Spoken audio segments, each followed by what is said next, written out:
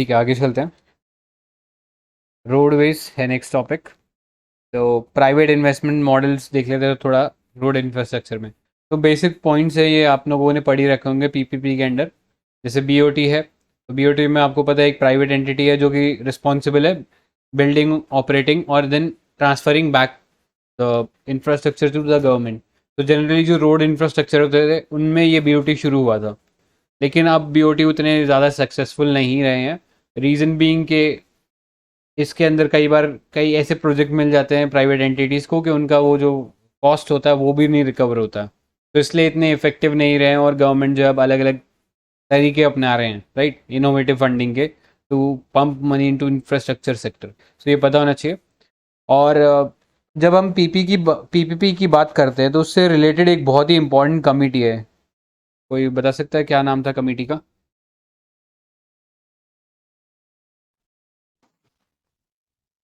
क्यों नहीं पता क्या? केलकर। हाँ, करेक्ट, केलकर कमेटी थी। तो याद रखना, Kelkar committee was related to PPP sector. यही बोला था कि दो केलकर कमेटी पढ़ते हैं हम। काका केलकर अलग, ये अलग है। करेक्ट। तो अब आपने बता दिया तो डिफरेंस भी बताइए दो दोनों के बीच में। हाँ, वो ओबीसी रिजर्वेशन वाला है, काका केलकर। ये वाला पीपीपी के लिए। करेक्ट। तो याद रखना वो ओबीसी से रिलेटेड है, और केलकर भी फिर हमारे पास दो है ना। आई थिंक जीएसटी से रिलेटेड भी केलकर कमेटी थी, राइट। तो वो भी याद रखना। आई थिंक उससे भी रिलेटेड है, पावर्टी एस्टिमेशन से भी। तो काफ़ी जगह आए थे ये केलकर, ठीक है। राइट। ठीक है, आगे चलते हैं। नेक्स्ट इसमें है इंजीनियरिंग प्रोक्योरमेंट कंस्ट्रक्शन मॉडल। तो नाम से ही पता लग रहा है यहाँ पे जो बनाने का काम है ये प्राइवेट एंटिटी के पास होगा। गवर्नमेंट उसके अंदर जो खर्चा है, जो कॉस्ट है, उसको बेयर करेगी, राइट।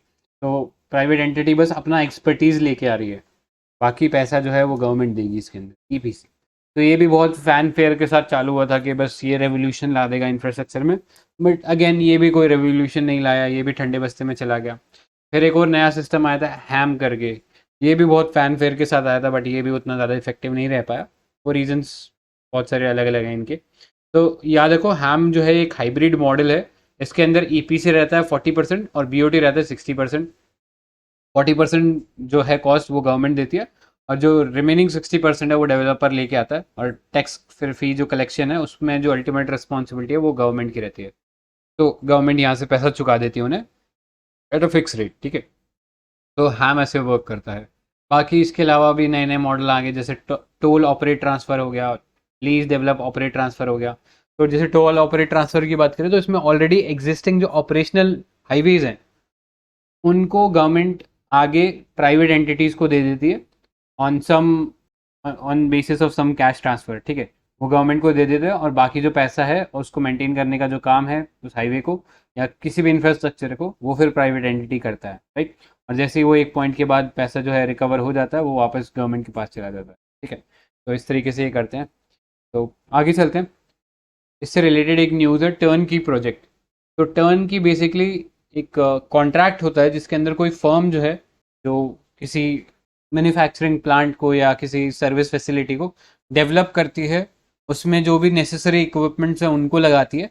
और जब एक बार ये पूरे एंटिटी जो है फंक्शनल हो जाता है, ये जो प्रमाइसिस है जैसे ही फंक्शनल हो जाता है तो इसको आगे परचेजर को बेच देती है, राइट। तो ये टर्न की प्रोजेक्ट है, और अभी एनएमडीसी जो है उसने ये जो टर्न की प्रोजेक्ट है इसके अंदर कुछ प्रोजेक्ट्स जो है वो लिए हैं, ठीक है। तो याद रखना, इससे अल्टीमेटली ट्रांसपेरेंसी, इक्विटी, फेयरनेस और कॉम्पिटिटिवनेस को हम बढ़ावा देंगे, राइट। पब्लिक प्रोक्योरमेंट से रिलेटेड जो हम कह सकते हैं कार्डिनल प्रिंसिपल है उनको ये अप्लाई करने में हेल्प करेगा। तो ये था टर्न की प्रोजेक्ट। नेक्स्ट चलते हैं, कुछ अदर डेवलपमेंट्स देखते हैं रोडवे सेक्टर में। तो पहला है प्री कास्ट कॉन्क्रीट पॉलिसी। तो प्री कास्ट मतलब पहले से बनाया हुआ कॉन्क्रीट, ठीक है। तो आजकल आप लोगों ने देखा जो होगा, जो फ्लाईओवर्स रहते हैं उनके ऊपर एक बना बनाया पूरा कॉन्क्रीट का एक ब्लॉक जो है सिंपली लाके रख दिया जाता है। फिर उसके ऊपर वो जो टार है, कोल टार है, उसको बिछा देते हैं, और फिर वो फटाफट फंक्शनल हो जाता है, राइट। तो पहले की तरह नहीं था कि वहाँ पे पूरा कंक्रीट से वो सरिये वरिये लगा के फिर उससे कंक्रीट बिछाया जा रहा था। अब वैसा सिस्टम नहीं है, आप सिंपली ब्लॉक्स लेके आओ और ऊपर लगा दो और फिर आपका जो फ्लाईओवर है या कोई हाईवे है वो तैयार हो जाता है फटाफट, राइट। सो गवर्नमेंट ने इसको स्पेसिफिकली इसके लिए पॉलिसी बनाई है, जिसके अंदर मैंडेट किया है ministry of roads transport highway ने कि जितने भी factory manufactured precast concrete element है in projects within 100 kilometre radius of a precast factory, तो जितने भी प्री कास्ट फैक्ट्रीज हैं उसके 100 किलोमीटर के रेडियस में हम लोगों को ये यूज़ करना है प्री कास्ट कॉन्क्रीट के एलिमेंट्स को। तो प्री कास्ट में बेसिकली हम पहले से प्रिपेयर कास्ट और क्योर्ड करके रखते हैं। क्योर्ड मतलब जब सीमेंट को एक बार हम डाल के रख देते हैं तो उसके बाद उस सीमेंट जैसे जैसे ड्राई होती है उसमें क्रैक्स बनना चालू हो जाते हैं, तो उस क्रैक को रोकने के लिए आपको उसके ऊपर पानी डालना पड़ता है। तो इनफैक्ट आपने घरों के कंस्ट्रक्शन में भी देखा होगा कि जब नया घर बन रहा होता है तो लोग उसके ऊपर पानी डालते रहते हैं, तो वो क्योरिंग करते हैं, इस प्रोसेस को क्योरिंग बोलते हैं। तो ये इस प्रोसेस में जो प्री कास्ट कॉन्क्रीट है इसमें क्योर्ड भी ये पहले से ही हुआ रहता है ताकि उसमें कोई क्रैक ना डेवलप हो, राइट। और ये प्री कास्ट जो फैक्ट्री है that shall be certified by quality council of India, right, क्योंकि ये बहुत ही इंपॉर्टेंट स्ट्रक्चर रहेगा किसी भी इंफ्रास्ट्रक्चर में, इसलिए इसको प्रॉपर सर्टिफिकेशन होना चाहिए, राइट। तो ये पता होना चाहिए क्वालिटी काउंसिल ऑफ इंडिया जो है ये प्री कास्ट फैक्ट्री को सर्टिफिकेशन देगी, तभी उसको उसके जो ये प्री कास्ट फैक्ट्री के जो एलिमेंट्स हैं उनको यूज़ किया जा सकता है प्रोजेक्ट्स में। तो ये याद रखना। आगे चलते हैं। ये प्रोजेक्ट ऑटोमेटिव इंडस्ट्री स्टैंडर्ड ये कोई काम का नहीं है, इसमें बस इतना ही बोला गया था कि जो अभी गाड़ियों के अंदर जो एक अलार्म रहता है जब सीट बेल्ट नहीं लगाता है ड्राइवर या को ड्राइवर, वो उसमें अमेंड करके अब उसमें जो रेयर जो पीछे वाले जो लोग रहते हैं गाड़ी के अंदर पिछली वाली सीट्स में उनके लिए भी जो बेल्ट होता है उसमें भी वो अलार्म बजेगा, राइट। तो इतना ही बोला गया। और आपको वो केस पता ही है टायरस मिस्त्री वाला, जिसके बाद जो रेयर एंड है गाड़ी का या जो रेयर सीट्स हैं उसके अंदर भी बोल दिया गया कि सीट बेल्ट्स मैंडेटरी हैं, ठीक है। आगे चलते हैं। नेक्स्ट है convention on international road traffic 1949, तो जेनेवा कन्वेंशन है। वैसे एक जेनेवा कन्वेंशन आप POWs के भी रिस्पेक्ट में जानते हो, बट ये जो है ये रोड ट्रैफिक के रिस्पेक्ट में है ये वाला जेनेवा कन्वेंशन। तो बेसिकली अभी ministry of road transport and highway है, उन्होंने नोटिफिकेशन जारी किया है on standardising the process for issuance of international driving permit. क्योंकि हम लोगों ने ये जेनेवा कन्वेंशन को साइन कर रखा है, रेटिफाई कर रखा है, तो इसलिए हमारे लिए ज़रूरी है कि हम लोग भी जो इस जेनेवा कन्वेंशन में जो प्रोविज़न लिखे हैं इंटरनेशनल ड्राइविंग परमिट से रिलेटेड उनको अप्लाई करें। बिकॉज अगर हम इनको अप्लाई करते हैं तो बाकी कंट्रीज़ भी उसे रेसिप्रोकेट करेंगी, क्योंकि अगर हम लोग इस चीज़ को अप्लाई नहीं करेंगे तो बाकी कंट्रीज़ में इंडियन सिटीजन जो है वो इंटरनेशनल ड्राइविंग परमिट नहीं ले पाएंगे, बिकॉज हम लोगों ने जो है ये जेनेवा कन्वेंशन के अंदर जो रूल्स है वो फॉलो नहीं करे थे, ठीक है। सो उससे कंप्लाई करने के लिए और हमारे इंडिविजुअल्स को, हमारे जो सिटीजन्स हैं उनको बाहर जाके इंटरनेशनल ड्राइविंग परमिट मिले, उसके लिए मिनिस्ट्री ऑफ रोड ट्रांसपोर्ट ने इसका जो इम्प्लीमेंटेशन है वो चालू कर दिया है, ठीक है। सो याद रखना जेनेवा कन्वेंशन। आगे चलते हैं। नेक्स्ट है BH सीरीज़, भारत सीरीज़ बोलते हैं इसको। तो अभी आप लोगों ने कई गाड़ियाँ देखी होगी जिसके आगे BH लिखा होगा नंबर स्टार्ट में। तो BH जो है ये बेसिकली ऐसे लोगों को ऑफ़र किया गया है जो कि या तो डिफेंस पर्सनल थे, एम्प्लॉयज़ थे सेंट्रल या स्टेट गवर्नमेंट के या किसी PSU के थे, तो इन लोगों को अलाउड था। प्लस अगर कोई प्राइवेट सेक्टर कंपनी है जिसके ऑफिस मल्टीपल लोकेशंस के अक्रॉस है इंडिया के अंदर, एटलीस्ट 4 या मोर स्टेट्स के अंदर इनके ऑफिस है, तब जाके कोई प्राइवेट सेक्टर का जो एम्प्लॉय है वो ये BH नंबर के लिए अप्लाई कर सकता था। और ये BH नंबर उसे तभी मिल सकता था जब वो वर्किंग सर्टिफिकेट जो है वो सबमिट कर देता है, राइट। इस नंबर का जो है वो मिसयूज़ नहीं किया जाएगा। तो याद रखना BH सीरीज़ के बारे में। तो अभी रिसेंटली इसमें एक और अमेंडमेंट प्रपोज किया है ministry of road and highways ने। तो ये अमेंडमेंट ये था कि इसके अंदर कन्वर्जन अलाउ कर दिया regular vehicle registration into BH number, यानी अब आम लोग जो है वो भी BH नंबर के अंदर अपना जो गाड़ी है वो कन्वर्ट करा पाएंगे। आम से मेरा मतलब है कि जो डिफेंस पर्सनल वगैरह जो हैं यही लोग इस नंबर के अंदर कन्वर्ट करा पाएंगे अपना जो रेगुलर व्हीकल है उसको, राइट। इसके अलावा ये जो व्हीकल था इनिशियली ये सिर्फ डिफेंस पर्सनल्स के लिए या ऐसे प्राइवेट इंडिविजुअल्स के लिए जिनकी कंपनी 4 से ज़्यादा स्टेट में है उनके लिए लिमिटेड था, बट अब इसको नॉर्मल सिटीज़न को वो बेच सकते हैं, राइट। तो ये क्लियर होना चाहिए, नॉर्मल सिटीज़न को अब इसका ट्रांसफ़र अलाउड है और जो रेगुलर व्हीकल थे उनको BH सीरीज़ में कन्वर्ट करा जा सकता है। तो ये याद रखना कि भारत सीरीज़ जो है लाया सिर्फ इस आइडिया से था कि कई बार जो डिफेंस पर्सनल होते थे वो गाड़ी एक स्टेट में खरीदते थे, लेकिन फिर उनकी पोस्टिंग दूसरे स्टेट में हो जाती थी, तब उनको गाड़ी बेचने में बहुत दिक्कत होती थी, क्योंकि वो डिफरेंट नंबर का गाड़ी जो है जनरली लोग प्रेफर नहीं करते, दे वॉन्ट कि वो लोकल नंबर का ही कोई गाड़ी हो। तो ये इशू को रिजॉल्व करने के लिए भारत सीरीज जो था ये इंट्रोड्यूस किया गया था, राइट। तो ये याद रखना। आगे चलते हैं नेक्स्ट पार्ट पे। तो next part is Indian shipping industry. तो इसमें है लैंडलॉर्ड पोर्ट मॉडल। तो अभी जवाहरलाल नेहरू जो पोर्ट है हमारा मुंबई वाला, that became the first 100% landlord major port of India. तो अब ये लैंडलॉर्ड पोर्ट होता क्या है? तो it's basically a port which is characterise by mixed of public private orientation. मतलब इसमें पब्लिक भी है और प्राइवेट इंडिविजुअल्स भी किसी ना किसी कैटेगरी में इन्वॉल्व हो रहे हैं, इसलिए इसको लैंडलॉर्ड पोर्ट मॉडल बोला जाता है। तो याद रखना, पोर्ट जो है इंडिया के अंदर क्लासिफाई होते हैं इन टू कैटेगरीज, मेजर पोर्ट और माइनर पोर्ट। मेजर पोर्ट जो है वो सेंट्रल गवर्नमेंट के अंदर आता है, और जो माइनर पोर्ट है वो स्टेट गवर्नमेंट के अंदर आते हैं, राइट। सो कोई बता सकता है total number of major ports कितने हैं इंडिया के अंदर? 12 है क्या? अभी एक और बन गया है ना, कोई बताएगा अभी रिसेंट वाले का क्या नाम है? I mean near to Maharashtra में है क्या ये? हाँ, near to Maharashtra. Badhavan port का नाम नहीं सुना? Yes sir, yes. मतलब आई आई थिंक अभी ऑलमोस्ट कंस्ट्रक्शन कंप्लीट ही हो गया, तो वो भी मेजर पोर्ट रहेगा, ठीक है। ऑलराइट, सो आगे चलते हैं। तो इसके अंदर जो लैंडलॉर्ड पोर्ट मॉडल है, इसमें जो पोर्ट अथॉरिटी है वो एक रेगुलेटरी बॉडी की तरह काम करते हैं, जस्ट लाइक अ लैंडलॉर्ड। और जो बाकी जो पोर्ट ऑपरेशन है वो हैंड ओवर किए जा सकते हैं किसी प्राइवेट कंपनी को, राइट। तो इनफैक्ट गवर्नमेंट बहुत सारी चीज़ों में प्राइवेटाइज करने में लगी है। तो ऑब्जेक्टिव या बेसिक आइडिया यही है कि इसके अंदर थोड़ा सा डिसेंट्रलाइज करना चाहते हैं डिसीजन मेकिंग को, सो दैट हम प्रोफेशनलिज्म ला सके गवर्नेंस के अंदर, राइट, और दीज मेजर पोर्ट्स। तो इसमें कुछ और पोर्ट्स के मॉडल हैं जो पता होने चाहिए। तो एक है सर्विस पोर्ट मॉडल। तो यहाँ पे जो पोर्ट अथॉरिटी है वो ओन करती है लैंड को, और जितने भी एसेट हैं चाहे वो फिक्स्ड हैं चाहे वो मूवेबल है, उन सबको जो पोर्ट अथॉरिटी है वो ओन करती है। और बाकी जितना भी पोर्ट से रिलेटेड जो रेगुलेटरी फंक्शन वगैरह है वो परफॉर्म करती है। तो यहाँ पर जो पोर्ट ट्रस्ट का जो मॉडल है, सर्विस पोर्ट ट्रस्ट का जो मॉडल है, उसके अंदर जो रेगुलेटरी एंटिटी है वो लैंडलॉर्ड और जो कार्गो टर्मिनल ऑपरेटर दोनों की तरह काम करती है, राइट। सो ये याद रखना, सर्विस पोर्ट मॉडल के अंदर जो लैंडलॉर्ड है वो कार्गो टर्मिनल ऑपरेटर की तरह भी काम करता है, राइट।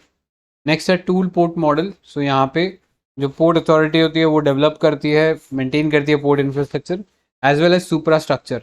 तो सुपरा स्ट्रक्चर में जो कार्गो हैंडलिंग के लिए जो क्रेन्स वगैरह चाहिए होते हैं वो सब जो है वो पोर्ट अथॉरिटी के पास रहते हैं, ठीक है।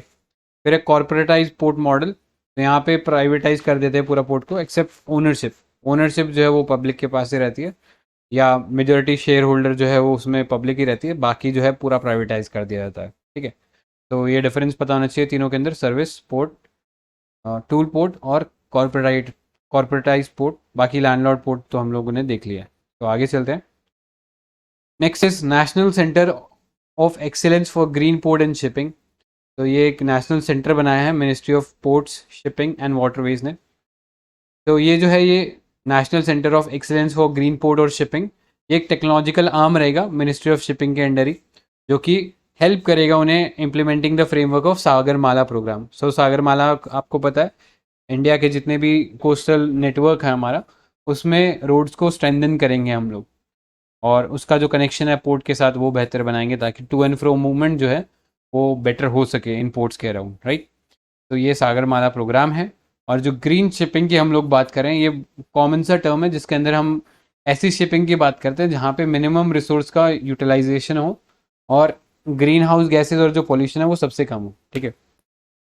तो यहाँ पे आप लोगों से एक क्वेश्चन रहेगा कि शिपिंग से रिलेटेड कोई कन्वेंशन आप बता सकते हो जो कि एनवायरनमेंट या पॉल्यूशन से रिलेटेड हो। पीटी एनवायरनमेंट में हम लोगों ने डिस्कस किए थे एनी कन्वेंशंस? मार्पोल है क्या? करेक्ट, मारपोल है। कन्वेंशन की बात हम लोग कर रहे हैं, तो एक है लंदन कन्वेंशन भी है। इसके अलावा हम लोगों ने एक ब्लास्ट कन्वेंशन देखा था। किसी को पता है what is this blast convention?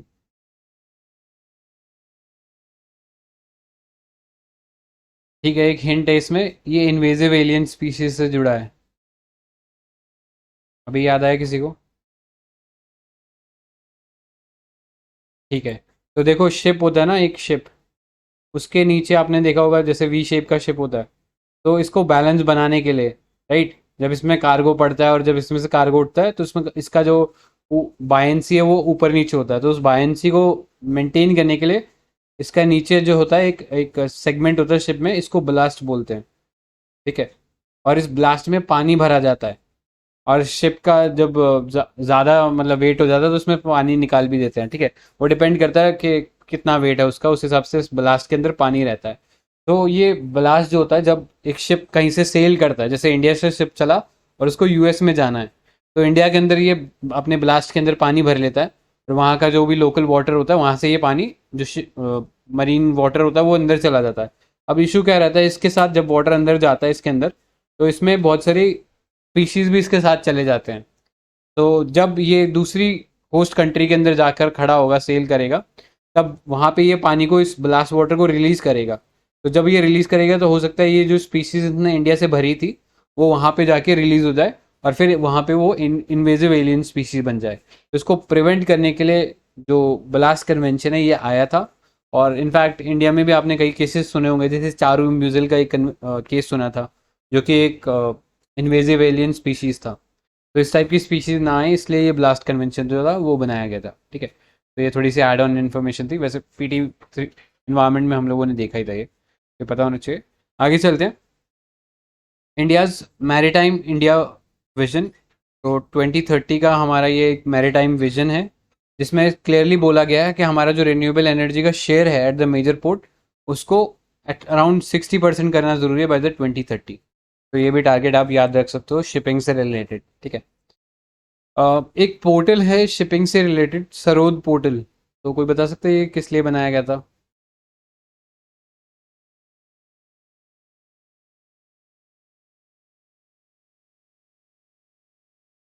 तो याद रखना ये बेसिकली डिस्प्यूट रेजोल्यूशन के लिए था। तो अभी रिसेंट में तो नहीं, आई थिंक 1 साल से ऊपर हो गया इसको, तो इसलिए शायद डाला नहीं है। तो डिस्प्यूट रेजोल्यूशन के लिए बना था ये पोर्टल, मिनिस्ट्री ऑफ शिपिंग के अंदर ही है। आगे चलते हैं, अदर डेवलपमेंट्स देखते हैं शिपिंग इंडस्ट्री में। तो इसमें पहला है national time release study, NTRS 2022। तो ये जो central board of indirect taxes है एंड कस्टम्स, CBIC, इसने इसको रिलीज़ किया है। और ये जो एनुअल रिपोर्ट है इसके अंदर हमें बताता है कि जो कार्गो क्लियरेंसेस प्रोसेस है वो हमारी कंट्री में कैसा है across different ports like sea port, inland container depots, air cargo complex. So इसके अराउंड हमारा जो क्लियरेंसेस का टाइम है वो कितना है, तो इससे बेसिकली परफॉर्मेंस पता लगती है हमारे इंटरनेशनल ट्रेड की। तो ये जो टाइम रिलीज स्टडी है ये बेसिकली एक परफॉर्मेंस मेजरमेंट टूल है, जो कि बनाया गया है by the WTO under the trade facilitation agreement and the world custom organisation. तो याद रखना, इन ऑर्गेनाइजेशन ने ये टाइम रिलीज स्टडी जो है ये बनाया है, और इंडिया में इसको इम्प्लीमेंट करने का जो काम है वो CBIC करता है। ठीक है, आगे चलते हैं। नेक्स्ट है international convention on standards of training, certification and watching for seafarers.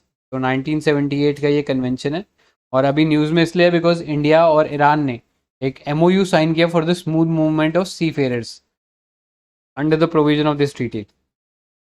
तो ये जो कन्वेंशन है ये एक मल्टीलेटरल कन्वेंशन है, जो बेसिक रिक्वायरमेंट से डील करता है about the training certification for the seafarers. मतलब जो मर्चेंट नेवी के जो लोग हो गए या जो सेलर्स हो गए जो शिप के अक्रॉस ट्रैवल करते हैं, उनके लिए ट्रेनिंग से रिगार्डिंग ये जो है एक कन्वेंशन है। तो इससे ज़्यादा इसमें ज़्यादा कुछ खास नहीं है।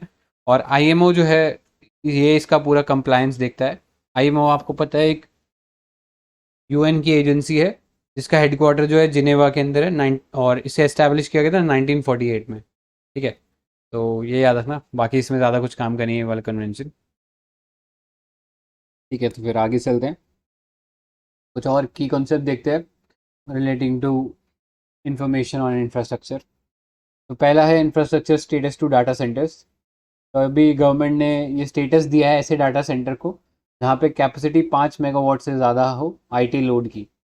तो बेसिकली इंफ्रास्ट्रक्चर सेक्टर का स्टेटस देने से इनको जो लोन है वो इजी हो जाएगा और वो प्रायोरिटी सेक्टर लैंडिंग के अंदर आ जाएगा। तो जितने भी कंपनीज हैं जो कि चाहते हैं कि वो डाटा सेंटर एस्टैब्लिश करें, अब उनको चीपर लोन इसके थ्रू मिल जाएगा, राइट। सॉरी, ये जो डाटा सेंटर है ये included in the harmonise master list of infrastructure सब सेक्टर्स। और आपको वो डाटा सेंटर का पता ही है जहाँ पे सारा कंप्यूटिंग जो स्टोरेज रहता है हमारे पास रिलेटिंग टू नेटवर्क इंफ्रास्ट्रक्चर या कंप्यूटिंग रिसोर्सेज, तो ये सब डाटा सेंटर के अंडर आते हैं। अब इससे रिलेटेड एक फैक्ट पता होना चाहिए, इंडिया का जो सबसे biggest hyper scale data centre है योटा D1 नाम से है, इसे ग्रेटर नोएडा उत्तर प्रदेश में एस्टैब्लिश किया गया है, राइट। तो याद रखना योटा D1 जो है एक डेटा सेंटर है। आगे चलते हैं। Next is National Real Estate Development Council, नेरेड को ये ऑर्गेनाइजेशन है। तो इसने एक सेटअप किया है एक finance committee to enable member developers to easily access fund from banks and financial institute. तो ये जो नारेड को जो एजेंसी है ये एक ऑटोनॉमस सेल्फ रेगुलेटरी बॉडी है under the ministry of housing and urban affairs. 1998 के अंदर इसको एस्टैब्लिश किया गया था और जो यूनियन मिनिस्टर हैं हाउसिंग और अर्बन अफेयर्स के, वो इसके चीफ पेट्रोन बनते हैं। तो याद रखना के बारे में। और ये premier real estate government industry association है इंडिया की, ठीक है। तो this is all you need to know about. बाकी ये जो प्लेटफॉर्म है, ये जो जितने भी इश्यूज है रियल एस्टेट से रिलेटेड, उनको गवर्नमेंट के साथ डिस्कस करने के लिए प्लेटफॉर्म बनाया गया था, ठीक है। आगे चलते हैं। नेक्स्ट है smart solution and inclusive city award. तो ये बेसिकली अवार्ड जो है ये दिया जाता है by the national institute of urban affairs and UN in India. तो इसके अंदर जो सस्टेनेबल सिटीज़ हैं उसके हम फोकस करते हैं और उससे रिलेटेड जो भी इनिशिएटिव्स हैं उनको हम कमेमोरेट करते हैं इसके अंदर, राइट। तो award aims to promote public central design to foster novel home grown technology and solution, right. So इतना ही है इसमें जानने लायक। आगे चलते हैं। Next is National industrial corridor development Programme. तो ये एक मैंडेट दिया है अभी एपेक्स मॉनिटरिंग अथॉरिटी का to periodically review the activities of NICDP। तो NICDP जो है वो इंडिया का infrastructure is India's infrastructure programme aiming to develop new industrial cities as smart cities, ठीक है। तो जितने भी एग्जिस्टिंग इंडस्ट्रियल सिटीज़ है उनको स्मार्ट सिटी बनाना है इसके अंडर। और ये जो National industrial corridor Development Corporation है, it is developing in 11 industrial corridors across 32 nodes project. तो ये जो NICDC है ये एक स्पेशल पर्पस व्हीकल है जो कि वर्क करता है under the ministry of commerce के अंडर। ये जो NICDC जो है स्पेशल पर्पस व्हीकल की तरह काम करता है। बाकी नीति आयोग जो है इससे रिलेटेड जो भी डिफरेंट प्रोजेक्ट्स का जो भी मैपिंग है वो करता है, लाइक फ्रेट कॉरिडोर हो गया, डिफेंस कॉरिडोर हो गया, या PM मित्रा पार्क हम लोगों ने देखा। तो कोई बताएगा PM मित्रा पार्क किस चीज़ से एसोसिएटेड है, क्या बनता है मित्रा पार्क के अंदर? Textile park. Correct, textile park है। तो ये स्कीम्स थोड़ी सी देख लेना यार, ये बहुत इंपॉर्टेंट है खासकर टेक्सटाइल वाला सेक्टर। राइट, सो इन सबको ये जो PM गति शक्ति है उसके अंडर लाएगा। तो याद रखना national industrial corridor development programme जो है, जो NICDC जो है ये रन कर रहा है और ये मिनिस्ट्री ऑफ कॉमर्स के अंडर आता है। आगे चलते हैं। National investment and infrastructure fund NIIF। तो ये मिनिस्ट्री ऑफ जो फाइनेंस है उन्होंने चेयर करी थी इसकी 5th मीटिंग और the governing council of this NIIF। तो ये बेसिकली एक फंड है जिसके थ्रू हम लोग इंफ्रास्ट्रक्चर के अंदर पैसा लाना चाह रहे थे। तो this is anchored by the government of India, यानी गवर्नमेंट ऑफ इंडिया ने इसके अंदर मेजर शेयर होल्डर है या कंट्रीब्यूटर है। और ये एक सॉवरन फंड की तरह काम करता है, मतलब बाहर से जितने भी सॉवरन फंड्स हैं और कंट्री के जो सॉवरन फंड है वो भी इसमें पैसा डाल सकते हैं, राइट। तो इस NIIF के अंदर 3 फंड्स हैं जो हमें पता होना चाहिए। एक है मास्टर फंड, फिर है फंड ऑफ फंड और एक है स्ट्रैटेजिक फंड। तो मास्टर फंड बेसिकली आगे इन फंड्स को जो 2 कैटेगरी ऑफ फंड देखे इनको फंड करता है। और फंड ऑफ फंड जो है ये पर्टिकुलरली अलग अलग सेक्टर के लिए अलग अलग फंड इसके अंदर रहते हैं। स्ट्रैटेजिक फंड आप समझ सकते हो, ऐसे प्रोजेक्ट जो कि स्ट्रैटेजी के इंपॉर्टेंस के उन्हें फंड करने के लिए ये बनाया गया था। तो this NIIF's first bilateral fund and India Japan fund was propose recently under it, right. तो याद रखना बायलेटरल फंड इसके थ्रू बनाया गया है। आगे है transport for all challenge stage 2। तो ये ट्रांसपोर्ट फॉर ऑल चैलेंज जो है ministry of housing and urban affairs in partnership with the institute for transport and development policy and world bank. तो ये 3 जो है ऑर्गेनाइजेशंस हमारी मिनिस्ट्री के इंक्लूड करके बाकी 2 ऑर्गेनाइजेशन जो है ये रन कर रहे हैं, और इसमें जो मोबिलिटी एक्सपीरियंस है सिटीजन्स के लिए और उससे रिलेटेड जो भी डिजिटल इनोवेशन है उससे डील करता है। तो ज़्यादा इंपॉर्टेंट नहीं है, बस ये याद रख लेना वर्ल्ड बैंक और ministry of housing urban affairs इसमें इंक्लूडेड है। आगे चलते हैं। नेक्स्ट है इंटरनेशनल ट्रांसपोर्ट फोरम। तो the cabinet has improved India's France contract to support the international transport forum in Indians transport sector, right. तो इंडिया और फ्रांस मिलके इसको रन कर रहे हैं और अभी कैबिनेट ने इसको अप्रूवल दे दिया है। तो ये जो फोरम है इसका हेडक्वार्टर जो है पेरिस फ्रांस के अंदर देखने को मिलता है, और वैसे तो ये OECD के अंदर इंटीग्रेटेड है, लेकिन ये थिंक टैंक की तरह काम करता है and acts as a global body to mandate all transport mode, ठीक है। तो बेसिकली ट्रांसपोर्ट से रिलेटेड एक थिंक टैंक है जो कि लोगों का जो ट्रांसपोर्ट का जो एक्सपीरियंस है और उससे रिलेटेड जितने भी इश्यूज हैं उसको उसके ऊपर जो है बेसिकली डिस्कस करता है, ठीक है, और उससे रिलेटेड जो डिसीजन मेकिंग है वो आगे गवर्नमेंट्स को प्रोवाइड करता है। तो this is all you need to know about it. तो एनर्जी सेक्टर के अंदर पहला टॉपिक जो है हमारा है वो है पावर सेक्टर, और पहला टॉपिक है इसके अंदर green energy open access rule. तो अभी मिनिस्ट्री ऑफ पावर ने नोटिफाई किए हैं rules under the green energy open access. तो देखो green energy open access rule के अंदर बेसिकली मिनिस्ट्री ऑफ पावर का कोशिश यही है कि जो लोग ग्रीन एनर्जी एक्सेस करना चाहते हैं, अब वो कंज्यूमर भी हो सकता है, वो जनरेटर भी हो सकता है, या फिर वो कोई डिस्कॉम कंपनी भी हो सकता है, तो ये सब जो है ये ग्रीन एनर्जी जो है उसको डिमांड कर सकते हैं। आप डिमांड किससे करेंगे, तो वो जेनकोस से कर सकते हैं, जो जनरेटिंग कंपनीज हैं उनसे कर सकते हैं। एक कंज्यूमर जो है वो डिस्कॉम से कर सकता है, डिस्कॉम आगे जनरेटिंग कंपनी से कर सकते हैं, राइट। सो जैसे हमारा मोबाइल फ़ोन होता है ना, कि अगर मेरे पास जियो का फ़ोन है तो मैं किसी एयरटेल के यूज़र को भी कॉल कर सकता हूँ, तो इंटरचेंज हो सकता है इस चीज़। तो वैसा ही सेम सिस्टम हम जो है इलेक्ट्रिसिटी डिस्ट्रीब्यूशन में भी लाना चाहते हैं। लेट्स से मैं टाटा पावर की इलेक्ट्रिसिटी यूज़ कर रहा हूँ, बट मैं चाहता हूँ मुझे जो है टॉरेंट पावर जो है उससे इलेक्ट्रिसिटी मिल जाए ग्रीन एनर्जी, तो ये अब पॉसिबल हो पाएगा, इसलिए green energy open access system बनाने की कोशिश करें। तो पहले जो लिमिट थी इस ग्रीन एनर्जी ओपन एक्सेस के अंदर, ये बहुत बड़े जो कंज्यूमर्स होते हैं जिनका जो लोड होता है वो 1 मेगावाट तक का होता है, सिर्फ उनको ही अलाउड था कि वो ओपन एक्सेस ट्रांजैक्शन कर सकते हैं या डिमांड कर सकते हैं ओपन एक्सेस एनर्जी को। अब इसको रिड्यूस कर दिया गया है इन नए रूल्स जिसको नोटिफाई किया मिनिस्ट्री ऑफ पावर ने।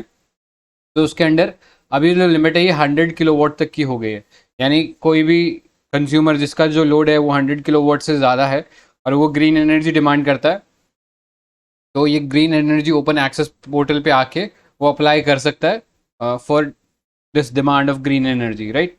और ग्रीन एनर्जी आप जानते हो किसी भी रिन्यूएबल एनर्जी सोर्स से जो एनर्जी आ रही है वो ग्रीन एनर्जी कहलाएगी।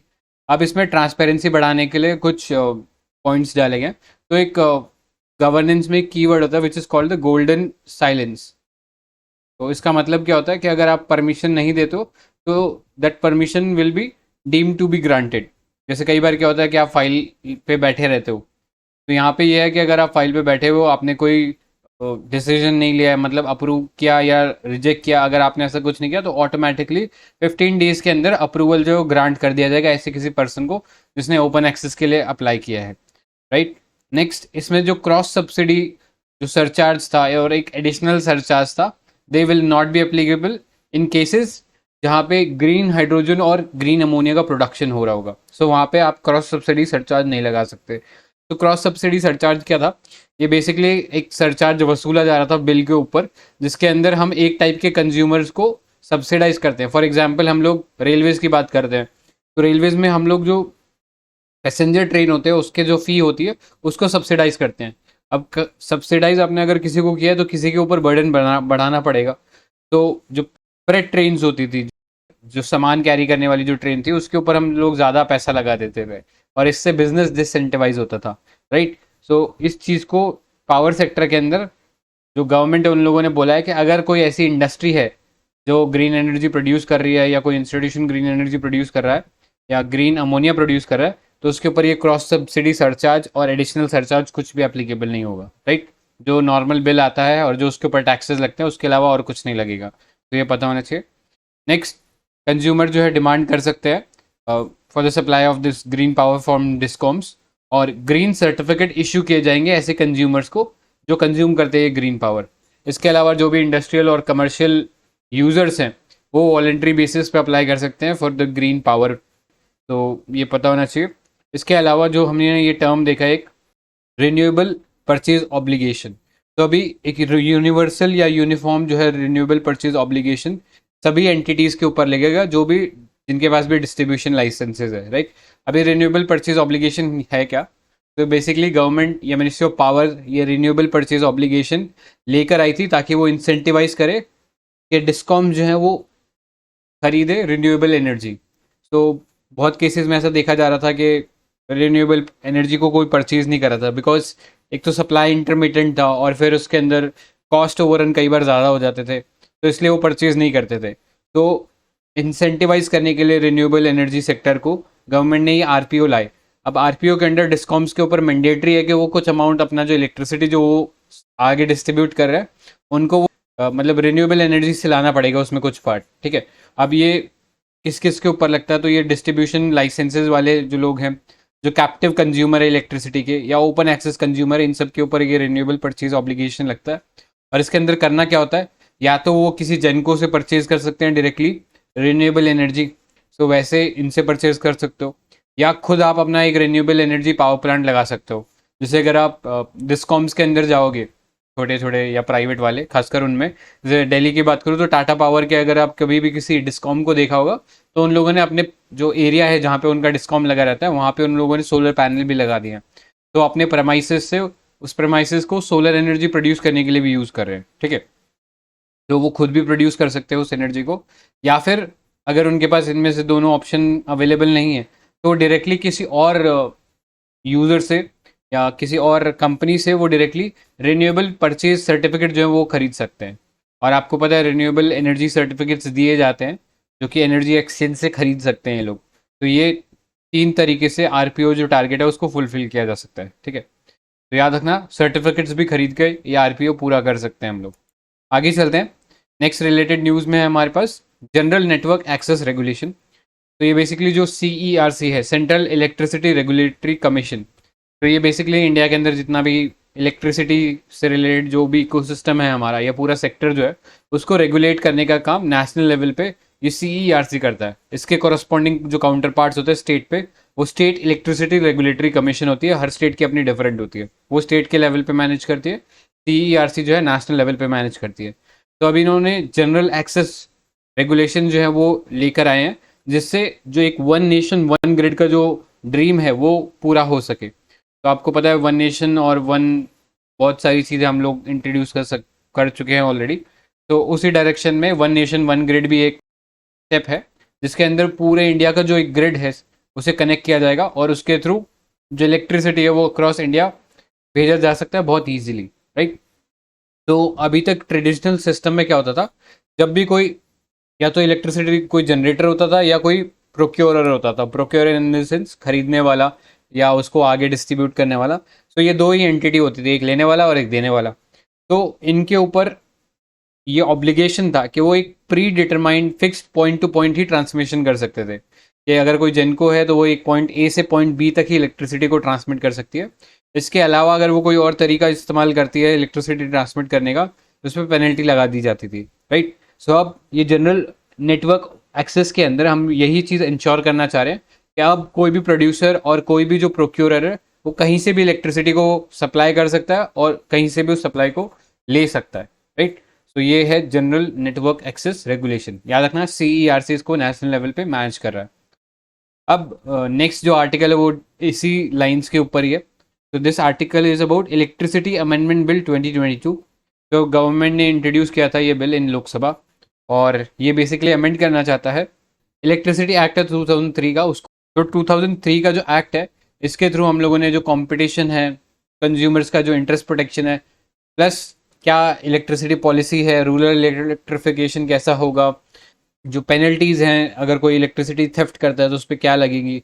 अपार्ट फ्रॉम दैट जो CERC जो हम लोगों ने डिस्कस किया, सेंट्रल इलेक्ट्रिसिटी रेगुलेटरी कमीशन और स्टेट इलेक्ट्रिसिटी रेगुलेटरी कमीशन, ये सारा का सारा जो है ये सेटअप हुआ था थ्रू द इलेक्ट्रिसिटी एक्ट 2003। तो ये पता होना चाहिए। अब इसमें अमेंडमेंट क्या करने की कोशिश कर रही है गवर्नमेंट वो देखते हैं। तो इसमें पहला प्रोविज़न है कि ये रिमूव करता है requirements of the discom to distribute electricity through their own network.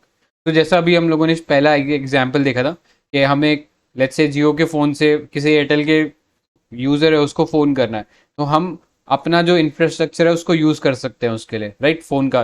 वैसा ही सेम चीज़ अब आप इलेक्ट्रिसिटी या जो डिस्कॉम का जो नेटवर्क है उसमें भी देखोगे कि अगर लेट्स से आपको इलेक्ट्रिसिटी चाहिए टाटा पावर से, जबकि करंटली आपके जो रीजन है उसके अंदर let's say BSES electricity supply कर रहा है या कोई और डिस्कॉम सप्लाई कर रहा है, तो अब आपके पास ये ऑप्शन होगा कि आप उसी सेम इंफ्रास्ट्रक्चर से किसी और से इलेक्ट्रिसिटी सप्लाई कर सकते हो।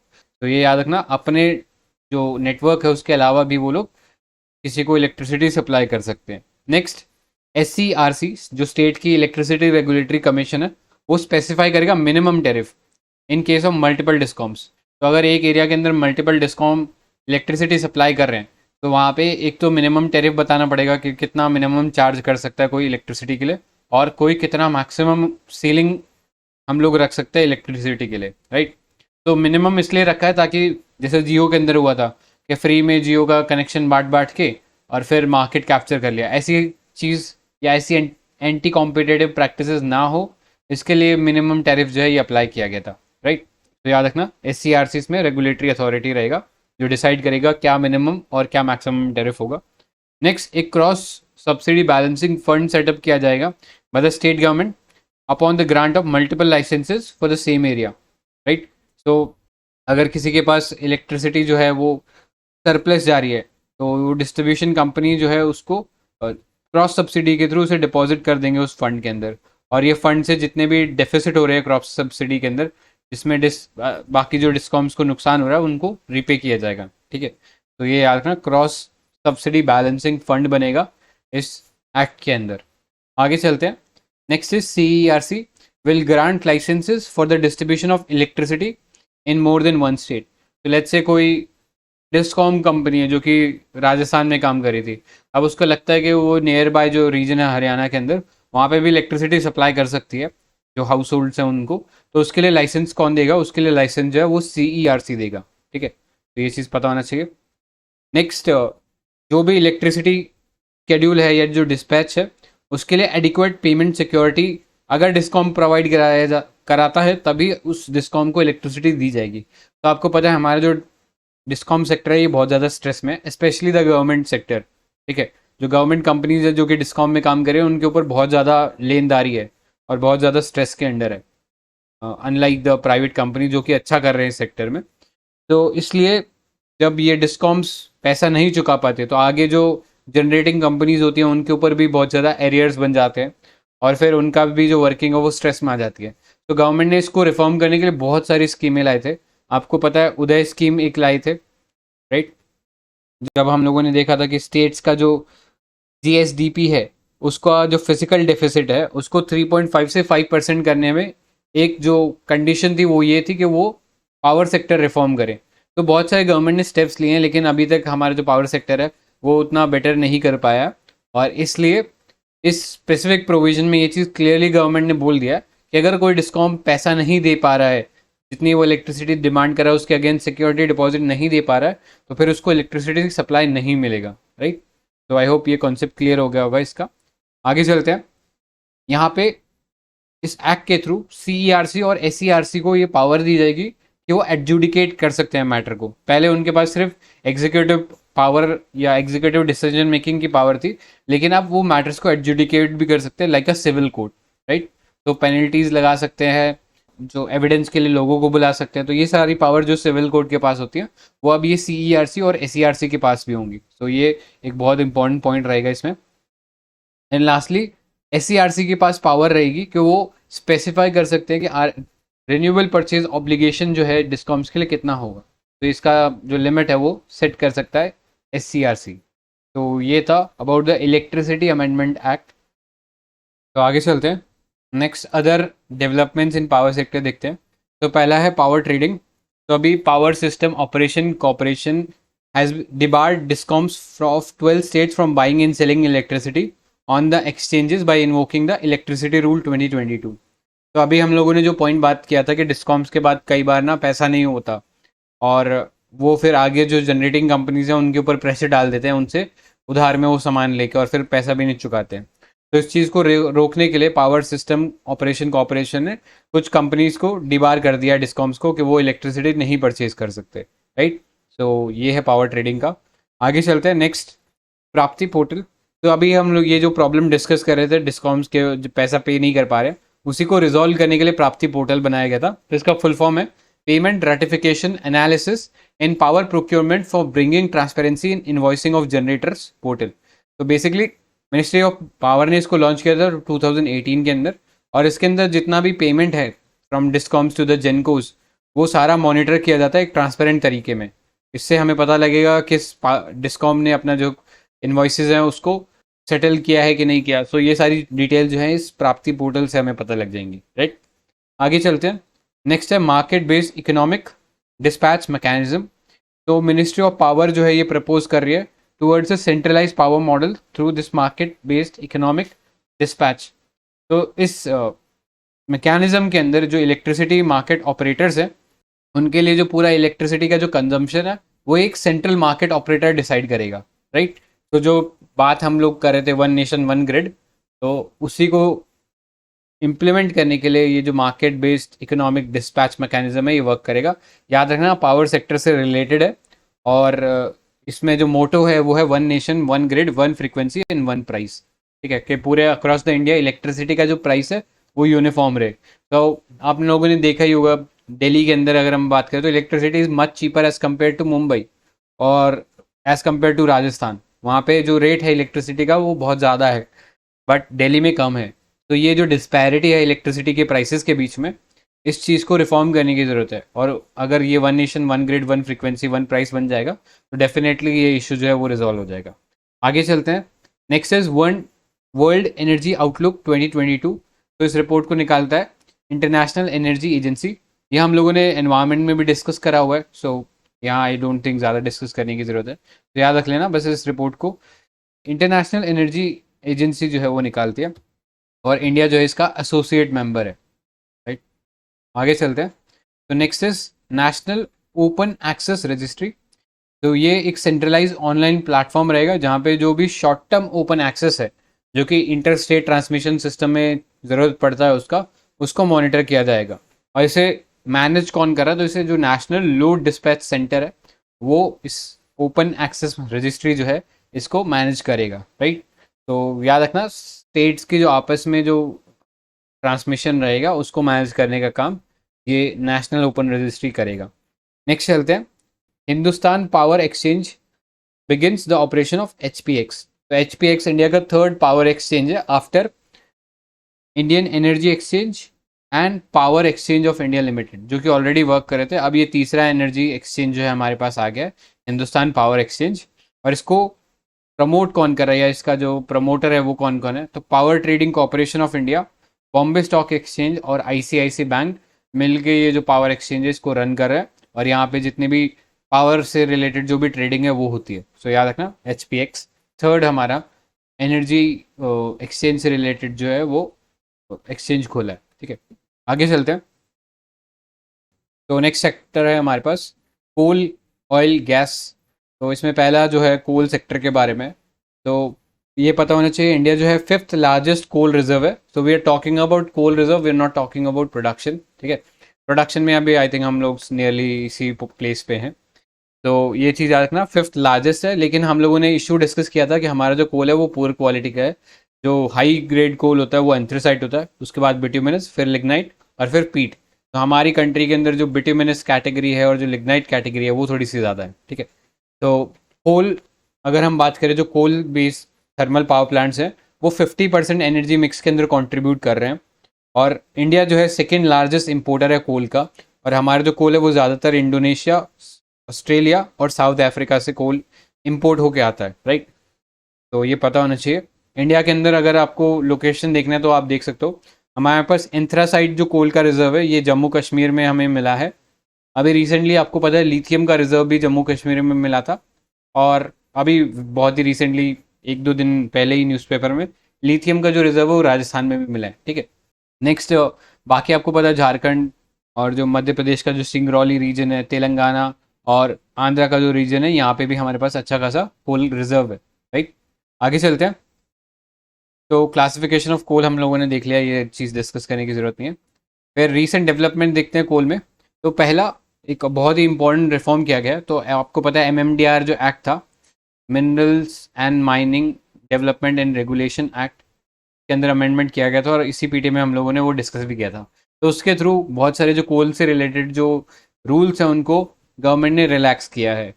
तो पहला इसमें है नो एंड यूज रिस्ट्रिक्शन, या पहले से कैप्टिव माइनिंग बोलते थे, कि अगर कोई company apart from coal India अगर कोई कोल माइन करना चाहती है तो उसका एक स्पेसिफिक यूज ही होता था, वो उस कोल को ओपन मार्केट में नहीं सेल कर सकती थी।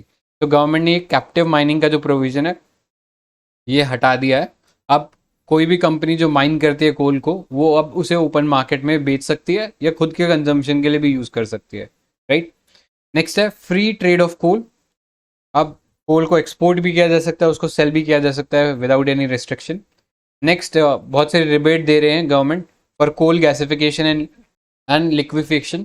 ठीक है, लिक्विफैक्शन और कोल गैसिफिकेशन आई होप आपको पता ही होगा। इसके अंडर हम लोग सिन गैस बनाते हैं। तो आप लोगों से क्वेश्चन रहेगा, कोई कंस्टिट्यूएंट बता सकते हैं सिन गैस के, कि क्या कंपोजिशन होती है इस गैस की? CO plus H2। राइट। तो CO होता है थोड़ा बहुत ट्रेस अमाउंट में, हमें इसके अंदर हाइड्रोजन भी मिल जाता है, कई बार इसमें अमोनिया वगैरह भी मिल जाते हैं, तो बहुत सारी और भी गैसेस मिल जाती हैं। बट लार्जली जो है ये आप ये वाली गैसेस देखते हो, CO और हाइड्रोजन, जो हमारी काम की रहती है, तो ये पता होना चाहिए। आगे रिबेट्स दिए जा रहे हैं माइंस अथॉरिटी को in case of early production, right, कि अगर वो जल्दी स्टार्ट कर देता है प्रोडक्शन तो उसको रिबेट भी मिल सकता है जो लीज उसने लिया है उसके ऊपर। इसके अलावा एक नेशनल कोल इंडेक्स बनाया है। इस कोल इंडेक्स को मिनिस्ट्री ऑफ कोल ने डेवलप किया था, और इसके अंडर हम लोग जो कोल का प्राइस है इंडिया के अक्रॉस उसको ट्रैक करते हैं, राइट। और इसके अंदर जो बेस ईयर है वो 2017-18 रखा गया है, सो ये याद रखना। और इसके अंदर जो कोकिंग और नॉन कोकिंग कोल है उसके वेरियस ग्रेड्स हैं वो इंक्लूडेड है, बट जो वॉश्ड कोल है और कोल से रिलेटेड प्रोडक्ट्स है वो नहीं इंक्लूडेड है इस नेशनल कोल इंडेक्स में, राइट। इसके अलावा गवर्नमेंट ने अब रेवेन्यू जो मिलता था फ्रॉम दीज माइनिंग, तो उसको मॉडल चेंज कर दिया गया। तो अब रेवेन्यू शेयरिंग मॉडल एक्सेप्ट कर लिया गया इंस्टेड ऑफ रुपीज़ पर टन, राइट। तो रेवेन्यू जितना जनरेट करोगे, पहले क्या था प्रॉफिट जो जनरेट करोगे उसमें पैसा देना था, बट अब रेवेन्यू शेयरिंग मॉडल रहेगा कि आप जितना पैसा बेच के कमा रहे हो उतने में से हमें कुछ शेयर देना पड़ेगा, ठीक है। Apart from that partially explored जो कोल ब्लॉक्स है उनको भी ऑक्शन में डाल दिया जाएगा। और जो क्राइटेरिया है प्रायर एक्सपीरियंस का, पहले क्या था कि अगर किसी को माइनिंग एक्टिविटी चालू करनी है तो उसको पहले प्रायर एक्सपीरियंस दिखाना पड़ता था, लेकिन अब वो चीज़ सब हट चुका है। अब डायरेक्टली जो है वो कोल है उसकी माइनिंग कर सकते हैं without any experience of mining, right. तो ये पता होना चाहिए। आगे चलते हैं। नेक्स्ट इसी से रिलेटेड एक्ट है Coal Bearing Areas Acquisition and Development Act. तो यूनियन कैबिनेट ने रिसेंटली अप्रूव कर दिया है policy for the land acquired under this act. अब इस एक्ट के अंदर गवर्नमेंट बेसिकली जितने भी कोल बेयरिंग एरियाज है उन सब का जो ओनरशिप राइट है वो गवर्नमेंट एंटिटी के अंदर वेस्ट करना चाहती है, और वो गवर्नमेंट एक्टिविटी जो गवर्नमेंट कंपनी है वो लार्जली जो है वो कोल इंडिया लिमिटेड थी, CIL, ठीक है। तो ऐसी कोई ज़मीन जहाँ पे से कोल निकल रहा था, कोल अब नहीं निकल रहा है, वो भी इसके अंडर आएगी। अपार्ट फ्रॉम दैट जिस एरिया से कोल निकाला जा चुका है, मतलब डी कोल्ड है कि अब उसमें और कोई कोल बचा नहीं उस लैंड के अंदर, और उसका अगर कोई रिक्लेम्ड काम चल रहा है तो वो सब भी कोल इंडिया लिमिटेड के अंडर आएगा, राइट। सो ये चीज़ याद रखना, ज़्यादा इसमें आर्टिकल में कुछ काम का नहीं है। आगे चलते हैं। Next is hydrocarbon exploration and licensing policy, shortly called as HELP. तो ये हेल्प जो है रिप्लेस किया था इसने पहले जो एक पॉलिसी थी जिसको हम शॉर्टली नेल्प के नाम से जानते थे, न्यू एक्सप्लोरेशन लाइसेंसिंग पॉलिसी, इसको रिप्लेस किया था। सो अभी ये न्यूज़ में इसलिए है बिकॉज गवर्नमेंट ने ऑफर किए हैं 42 hydrocarbon blocks including prospecting licence for coal bed methane under this HELP policy. So coal bed methane क्या होता है? ये ऐसा एक गैस है, मिथेन गैस, जो कि कोल सीम्स के अंदर मिलती है, राइट। जब कोल की माइनिंग करने जाते हैं तो उसके बीच बीच के अंदर हमें ये जो मीथेन गैस है ये कोल के सीम में मिलती है, इसे कोल बेड मीथेन बोलते हैं। और पहले इसके लिए अलग से लाइसेंस लेना पड़ता था, बट अब गवर्नमेंट ने इसको इस जो कोल का लीज मिलता है उसी के अंदर इसको मर्ज कर दिया है, राइट। तो यहाँ पे इनफैक्ट ये पॉइंट भी लिखा हुआ है कि एक सिंगल लाइसेंस मिलेगा एक्सप्लोरेशन एंड प्रोडक्शन के लिए for all types of hydrocarbons including the oil, gas, coal bed, methane etcetera. तो ये आपको पता ही होगा, एक्सप्लोरेशन और प्रोडक्शन जो थे पहले दो अलग अलग लाइसेंस मिलते थे, या आप सिंपली जाके एक्सप्लोर करोगे, अगर आपको वो रिसोर्स मिलता है तो फिर आप बताओगे गवर्नमेंट को, और फिर जाके आपको प्रोडक्शन लाइसेंस मिलता था उसके ऊपर। लेकिन अब दोनों लाइसेंस एक साथ मिल जाते हैं। नेक्स्ट एक मैकेनिज्म जो है इंट्रोड्यूस किया गया, which is the open acreage licensing mechanism. इसके अंदर जो इन्वेस्टर्स हैं वो काउ आउट कर सकते हैं blocks of their own choice by assessing the exploration and production data. ठीक है, जो भी डेटा है उसके बेसिस पे वो गवर्नमेंट को बता सकें कि हम इतना ही कोल ब्लॉक चाहिए, राइट। कि कई बार गवर्नमेंट के फिक्स साइजेस रहते थे पहले कि इतना एरिया जो है हम माइनिंग के लिए देंगे, लेकिन अब जो प्राइवेट कंपनीज है या इन जनरल कोई भी कंपनी है वो आके बता सकते हैं गवर्नमेंट को कि हमें बस इतना ही एरिया चाहिए माइन करने के लिए। ठीक है, सो ये पता होना चाहिए ओपन एकरेज लाइसेंसिंग मैकेनिज्म। ये कंपनीज को अलाउ करता है या उनको फ्रीडम देता है कि वो अपने हिसाब से जो एरिया जिसमें से उसे माइनिंग करनी है वो डिसाइड कर सकती है। Next, revenue sharing model adopt कर लिया है, ये भी हम लोगों ने पहले डिस्कस कर लिया है। इसके अलावा जो रॉयल्टी रेट्स हैं उनको रिड्यूस कर दिया गया है, और पूरे साल के अंदर बिडिंग जो है वो चालू रहेगी। तो ये एक ट्रांसपेरेंट तरीके से और स्विफ्ट तरीके से जो लाइसेंसेज हैं इन कोल ब्लॉक्स के वो बेचे जा सकते हैं, राइट। सो ये याद रखना। नेक्स्ट इसी से रिलेटेड न्यूज़ है, तो ONGC अभी कमर्शलाइज करना जा रहा है विंध्यन बेसिन को। तो ये जो है एक प्रोटेरोजोइक इंटरकॉन्टिनेंटल बेसिन का ये पार्ट है जो कि सेंट्रल इंडिया के अंदर पड़ता है। और इसका अगर हम बात करें, थोड़ा जियोलॉजिकल इन्फॉर्मेशन देखें, तो ये जो सोन नर्मदा जो जियो फ्रैक्चर है ये इसके साउथ में पड़ता है। ग्रेट बाउंड्री फॉल्ट इसके वेस्ट में पड़ता है। मोंगीर एंड सहरासा रिज जो है इसके ईस्ट में पड़ता है। और Bundelkhand massif and Indo Gangetic plain इसके नॉर्थ के अंदर पड़ता है, राइट। सो नाम से आप फिगर आउट कर सकते हो कि कौन कहाँ पड़ता है। आपको मैप में जो विंध्यन बेसिन है उसका लोकेशन पता है, ठीक है, तो आप इजीली फिगर आउट कर सकते हो ये जियोलॉजिकल जो फीचर्स हैं इसके कहाँ कौन कौन से डायरेक्शन में पड़ेंगे। ठीक है, अब ये इंडिया का जो है ये 9th हाइड्रोकार्बन प्रोड्यूसिंग बेसिन बनेगा और 8th बाय द ONGC। तो बाकी भी देख लेते हैं कौन कौन से हमारे हाइड्रोकार्बन जो प्रोड्यूसिंग बेसिन है जो हमें पता होना चाहिए। तो पहला इसमें है कृष्णा गोदावरी बेसिन, फिर है मुंबई ऑफशोर, फिर असम शेल्फ है, फिर राजस्थान है, कावेरी है, फिर है Assam Arakan fold belt, and last is Cambay. ठीक है, आपको इन सभी की लोकेशन पता ही होगी, आई थिंक ये डिस्कस करने की ज़रूरत नहीं है। तो याद रखना ये 8 जो थे ये ऑलरेडी यहाँ से हमारे जो हाइड्रोकार्बन्स हैं इनका कमर्शियल प्रोडक्शन जो है वो स्टार्ट हो रखा है। और अब जो ONGC जो है वो विंध्यन बेसिन से भी चालू करने जा रही है, जो कि 9th हमारा जो है हाइड्रोकार्बन बेसिन होगा। ठीक है, सो ये चीज़ याद रखना। आगे चलते हैं नेक्स्ट आर्टिकल पे। So this is about the natural gas pipeline tariff authorisation and capacity regulation. तो हमारा जो Petroleum and Natural Gas Regulatory Board है, शॉर्टली नोन एज PNGRB, इसने अमेंड किए हैं tariff regarding the natural gas pipeline authorisation and capacity regulation. तो ये जो PNGRB है ये प्रोवाइड करता है access to natural gas in the far flung areas. Far flung मतलब जो दूर दराज के इलाके हैं वहाँ पर गैस को प्रोवाइड कराता है at competitive and affordable rate. और अगेन यहाँ पे भी वही सेम आइडिया है, वन नेशन वन ग्रिड का। अब यहाँ पे ये जो ग्रिड है ये गैस ग्रिड की हम लोग बात कर रहे हैं, ठीक है, तो ये चीज़ याद रखना। नेक्स्ट अगर हम बात करें तो इसमें जो रूल्स के अंदर अमेंड किया गया है उसके अंदर जो यूनिफाइड टेरिफ जोन्स है इनको इंक्रीज किया गया है from 2 to 3 to protect the overall interest of consumer in different area, right. और इसके अंदर इसके थ्रू एक चीज़ याद रखना, इंडिया जो है 4th largest natural gas importer है। और हम एम कर रहे हैं कि हमारा जो एनर्जी मिक्स है उसके अंदर नेचुरल गैस का जो शेयर है वो 6 to 15% है बाय द ईयर 2030, राइट। तो ये याद रख लेना। इसको एक स्टैट्यूटरी बॉडी है, this was constituted under the petroleum natural Gas Regulatory board act 2006, ठीक है, तो ये याद रखना। बाकी ज़्यादा इंपॉर्टेंट नहीं था ये वाला आर्टिकल। आगे चलते हैं, कुछ और रिलेटेड डेवलपमेंट्स देखते हैं गैस सेक्टर में। तो पहला है world's first compress natural gas terminal. तो ये इंडिया के अंदर जो भावनगर पोर्ट है गुजरात के अंदर वहाँ पे ये वर्ल्ड का फर्स्ट CNG टर्मिनल बना है। और बना नहीं मतलब इसका फाउंडेशन जो है वो ले डाउन किया है। तो ये ब्राउन फील्ड पोर्ट है भावनगर में, मतलब ऑलरेडी पोर्ट था उसी के अंदर ये फैसिलिटी बनाई जा रही है। तो डिफरेंस आपको पता ही होगा ब्राउन फील्ड और ग्रीन फील्ड में। अब ये जो पोर्ट है ये बनाया जा रहा है पब्लिक प्राइवेट पार्टनरशिप के थ्रू। और इसके अंदर कार्गो हैंडलिंग कैपेसिटी भी काफ़ी ज़्यादा रहेगी, around 1.5 million metric ton per annum इसकी कैपेबिलिटी रहेगी। सो इतना ही है इसमें जाने लायक। याद रखना भावनगर गुजरात के अंदर ये जो पोर्ट है ये या जो ये टर्मिनल है ये बनाया जा रहा है। आगे चलते हैं। Next is Indian gas exchange. तो ONGC became the first exploration and production company to trade domestic gas on IGX। ठीक है, ये गैस को इन्होंने ट्रेड किया है और ये जो IGX है ये एक सब्सिडरी कंपनी है of the Indian energy exchange.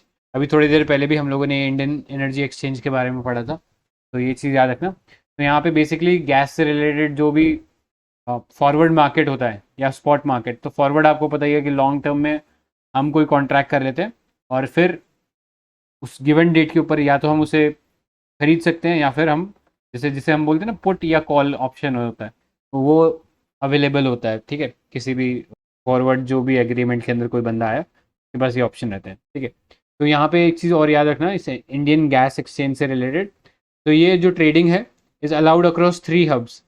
तो 2 इसके अंदर हब जो है गुजरात के अंदर, विच इज़ दहेज और हजीरा इन गुजरात और काकीनाडा इन आंध्रा। तो याद रखना ये लोकेशन भी आपको पता होना चाहिए, दहेज हजीरा गुजरात में, काकीनाडा आंध्र प्रदेश में। और ये पूरा का पूरा जो इंडियन गैस एक्सचेंज है it works under the regulatory framework of petroleum natural Gas Regulatory board. तो ये चीज़ याद रखना। आगे चलते हैं। Next is one nation one grid. तो आई डोंट थिंक इसको एक्सप्लेन करने की ज़रूरत है, वही सेम कॉन्सेप्ट है यहाँ पे भी। आगे चलते हैं। Next is Kirit Parikh panel on gas pricing. तो ये पैनल जो है गैस प्राइसिंग का जो फ्रेमवर्क है इंडिया के अंदर उसको रैशनलाइज करने के लिए ये पैनल जो है ये बनाया गया था। और इन्होंने जो डिफरेंट मैकेनिज्म इंडिया के अंदर चल रहे हैं गैस प्राइसिंग से related, like administered price mechanism and non administered price mechanism, इसके अलावा और भी कई मैकेनिज्म है, तो ये जो डिफरेंट गैस प्राइसिंग मैकेनिज्म है इनको यूनिफाई करने की कोशिश कर रहे हैं। और ये इंस्पिरेशन कहाँ से लेंगे, तो ये जो इंटरनेशनल मार्केट्स हैं जैसे कि Henry hub, natural balancing point, Alberta और रशिया का जो गैस प्राइसिंग मैकेनिज्म उनसे इंस्पिरेशन लेके ये बनाया जाएगा। राइट, तो याद रखना ऐसे ही एक सिमिलर क्वेश्चन ना ऑयल के प्राइसिंग के बारे में पूछा है। तो एक WTI होता है, ये US से एसोसिएटेड है। तो जब भी WTI क्रूड प्राइस की बात करते हैं, वेस्ट टेक्सास इंटरमीडिएट हम इसको बोलते हैं। और इसके अलावा एक लंदन का भी होता है। कोई बता सकता है लंदन वाले जो ऑयल का प्राइस है या इंडेक्स है उसको क्या बोलते हैं? तो उसको याद रखना ब्रंट क्रूड बोलते हैं, ब्रंट क्रूड इंडेक्स।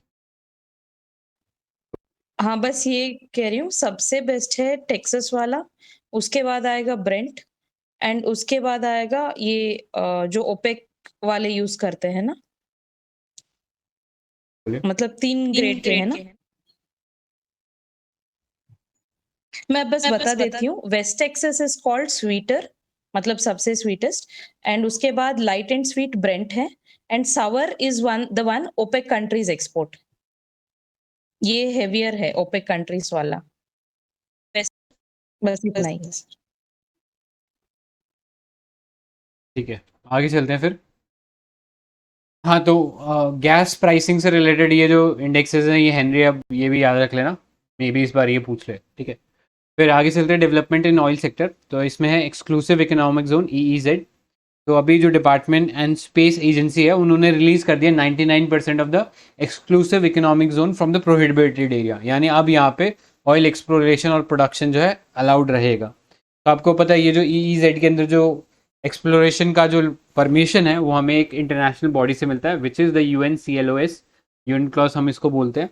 ये बेसिकली अलाउ करता है कंट्रीज़ को कि वो अपने जो EEZ है उसके अंदर आके एक्सप्लोरेशन कर सकते हैं कुछ मिनरल रिसोर्सेज का। राइट, तो इतना ही है इसमें जाने लायक। आगे चलते हैं। Deregulation of sale of domestically produce crude oil. तो जितना भी डोमेस्टिकली प्रोड्यूस क्रूड ऑयल है अब उसके ऊपर जो गवर्नमेंट का कंट्रोल था वो हटा दिया गया। ठीक है, तो डीरेगुलेट कर दिया गया, इसका ये मतलब होता है जब रेगुलेट कर रहे हो तो आप गवर्नमेंट जो है वो मैनेज कर रही है उसका प्राइस। ठीक है, आगे चलते हैं। नेक्स्ट, और ये बहुत इंपॉर्टेंट डेवलपमेंट है, ये चीज़ पूछा जा सकता है। तो Russia has become the second biggest oil supplier to India. तो रशिया ने ओवरटेक कर लिया सऊदी अरेबिया को और इंडिया का सेकेंड बिगेस्ट सप्लायर बन गया है फॉर May 2022। ठीक है, सो ये नंबर थोड़ा डायनेमिक रहेगा बिकॉज हो सकता है आने वाले मंथ्स के अंदर ये कम भी हो जाए, तो वही पूछने के चांसेस थोड़े ऊपर नीचे होते रहेंगे इसको, ठीक है। तो अभी अगर हम बात करें इंडिया को सबसे लार्ज या टॉप 5 सेलर्स कौन है क्रूड ऑयल के, तो उसमें सबसे ऊपर है इराक, फिर अभी रशिया आ गया सेकंड नंबर पे, थर्ड नंबर पे हमारा सऊदी अरेबिया चला गया, उसके बाद यूएई, उसके बाद यूएस और फिर नाइजीरिया, राइट। तो ये कंट्रीज़ इंडिया को सबसे ज़्यादा जो फ्यूल है वो प्रोवाइड कराती हैं। और इंडिया ओवरऑल बात करें तो थर्ड लार्जेस्ट कंज्यूमर है ऑयल का, जिसमें से 80% हमारा जो पूरा कंजम्पशन है वो इंपोर्ट के थ्रू ही फुलफिल होता है। सो ये चीज़ पता होनी चाहिए। आगे चलते हैं, नेक्स्ट इज ऑयल बॉन्ड। तो ये ऑयल वाला टॉपिक थोड़ा सा इंपॉर्टेंट है, बिकॉज हम लोगों ने बहुत सारे एक टैक्स भी देखा था, विंडफॉल टैक्स लगाया था ऑयल मार्केटिंग कंपनीज के ऊपर। तो विंडफॉल टैक्स बेसिकली ऐसा टैक्स है जब गवर्नमेंट को लगता है कि किसी एक कंपनी को या किसी एक सेक्टर में कंपनीज को बहुत ज़्यादा या एग्जॉर्बिएंट गेन हो रहा है, तो उस गेन को रोकने के लिए ये विंडफॉल टैक्स लगाती है गवर्नमेंट। तो ये ऑयल मार्केटिंग कंपनीज के ऊपर लगा था। तो ये ऑयल बॉन्ड्स उसी से रिलेटेड एक न्यूज़ है। तो ये ऑयल बॉन्ड एक तरह का प्रॉमिसरी नोट है जो कि गवर्नमेंट देती है ऑयल मार्केटिंग कंपनीज को in the lieu of the cash that the government owns them. अब गवर्नमेंट उनको क्यों पैसा वो करती है, गवर्नमेंट के ऊपर क्यों उधारी है इन OMCs की, तो रीज़न ये है जब मार्केट के अंदर ऑयल का प्राइस बहुत तेज़ी से राइज हो गया था, राइट। जब रशिया यूक्रेन क्राइस चालू हुआ था तो एकदम बहुत तेज़ी से राइज हो गया था फ्यूल का प्राइस। तो उस फ्यूल के प्राइस को आगे कंज्यूमर तक नहीं पास होने देने के लिए गवर्नमेंट को ऑयल मार्केटिंग कंपनीज के साथ मिलकर इंटरवीन करना पड़ता है। तो जो ऑयल मार्केटिंग कंपनीज हैं उनको जो पैसा ज़्यादा देना पड़ रहा है उसको फिर गवर्नमेंट जो है वो सप्लाई करती है, राइट। तो गवर्नमेंट के पास कई बार इतना पैसा नहीं होता, तो वो उस पैसे देने के बजाय उनको ये ऑयल बॉन्ड जो है उस पैसे के बदले दे देती है, ठीक है। तो इस तरीके से गवर्नमेंट जो है वो इंश्योर करती है कि जो प्राइसेस हैं एग्जॉर्बियंट प्राइस जो है फ्यूल के अंदर वो आगे कंज्यूमर्स को ना पास हो, और इसके लिए ऑयल बॉन्ड जो है वो ऑयल मार्केटिंग कंपनीज को प्रोवाइड कराती है, ठीक है। तो यही था इसके अंदर। आगे चलते हैं, कुछ की कॉन्सेप्ट देख लेते हैं। तो ये एनर्जी पॉवर्टी ये कोई काम का नहीं है, बेसिक सी चीज़ है, डेफिनेशन से आपको पता लग जाएगा। Next is Kaleshwaram lift irrigation project. तो ये पता होना चाहिए, ये तेलंगाना के अंदर एक मल्टीपर्पज़ इरिगेशन प्रोजेक्ट बनाया गया था जो कि गोदावरी रिवर के ऊपर लोकेटेड था। सो ये याद रखना।